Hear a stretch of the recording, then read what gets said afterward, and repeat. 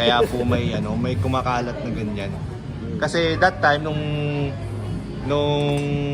panahon na nasa ospital po si Carla, yan para marinig na rin ni Papa Joms. Nung panahon na nasa ospital si Carla, ay pinuntahan po natin kasi meron pong nagpapabot ng tulong para kay Carla. So nakapunta po tayo doon. So may binigay po tayo kay Carla. Syempre may dinala tayo na pagkain, financial, nagpapabigay po. And nakapagkwentuhan po kami ni Carla. At may isa pa po kami kasama doon. Ayoko lang muna pangalanan. Na ayan, nagkwentuhan, biruan.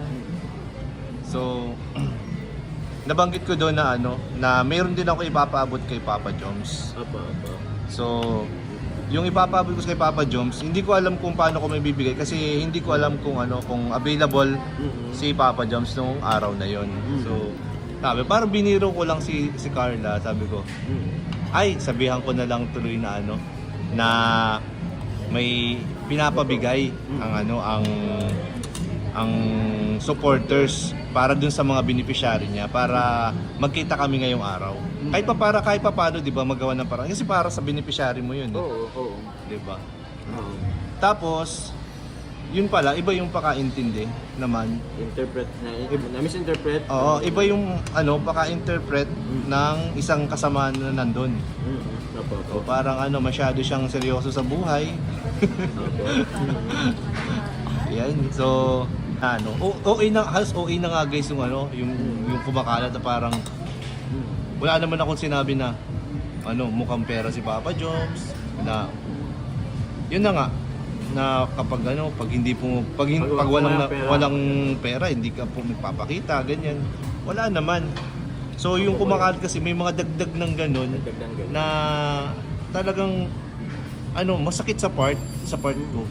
At syempre pag nalaman yun ni Papa John, syempre may kahit papaano para mag-iba yung oo naman. So parang ang purpose talaga is para sirain kami ni Papa Joms. So, pero anong masasabi mo dito, bro? Kuya, ako kasi kuya, kilala ko naman kasi kayo. Kaya, pag may mga narinig ako, okay na, pinapakinggan ko lang. Pero hindi ko naman kasi, kumbaga, hindi ko naman pinaniniwala na.